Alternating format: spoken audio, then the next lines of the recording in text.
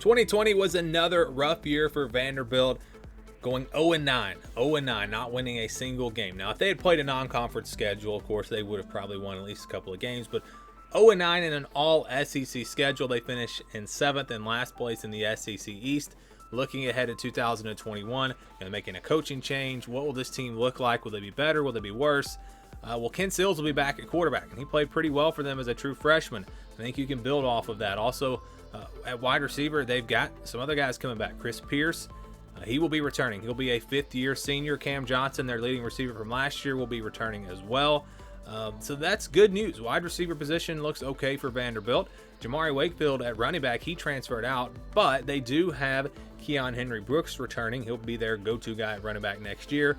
And then also Ben Bresnahan will be back at tight end. He was very good for them at that position. So overall, offensively for Vanderbilt, things looking pretty good. I don't think there's a lot to be down about when you look at this offense. You go to the offensive line, don't really have any losses there either. Grant Miller did transfer, so that's a pretty big blow there. But overall, the offensive line brings everyone back except for him, and they should be improved there as well. Offensively, I think Vanderbilt's a team that definitely improves in 2021.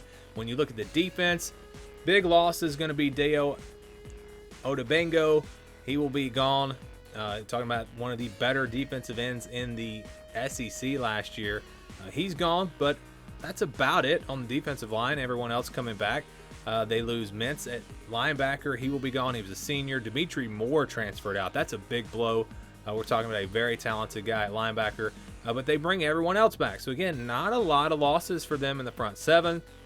They had several transfers, or guys transferring out in the secondary. Haney, Williams, Hamilton, Coppett, all four of those guys, defensive backs, they will be gone. But they do have plenty of guys coming back there. Brendan Harris, Sean Jerkins, Maxwell Worship, Donovan Kaufman also will be returning. So when you look up and down the roster here for this defense, overall I think things are pretty solid. Cornerback is probably their biggest area of concern going into next year, losing 3 corners to the transfer portal.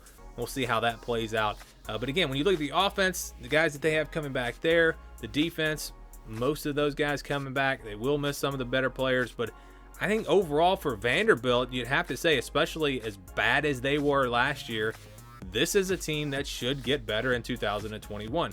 Now, the new coaching staff and everything, you never know for sure what is going to happen, but just the overall roster, the talent that is there, I would expect them to be a little bit better. Now, is this a team that's going to improve enough to where they could win a couple of games in the SEC? I don't know. That's going to be tough. It's going to be tough when you look at the teams ahead of them.